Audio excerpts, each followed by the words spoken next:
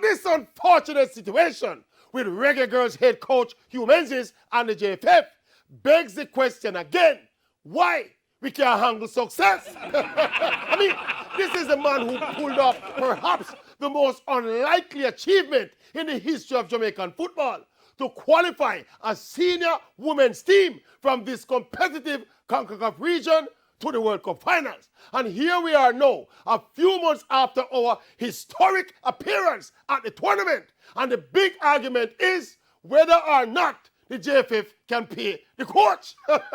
Of course, this is an old-fashioned money standoff. Coach Menzies cannot continue to work for free, and the JFF said them not have no money.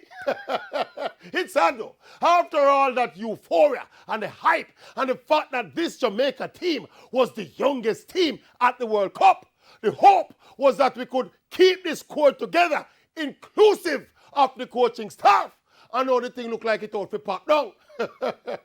And you want to tell me, say, after the whole Jamaica, the public sector, the private sector, the politicians, the lawyer, the doctor, the Indian chief, the entire nation bungle up on a wagon, and the JFF cannot capitalize and convince even one sponsor or even a group of sponsors to pull together and pay the coach.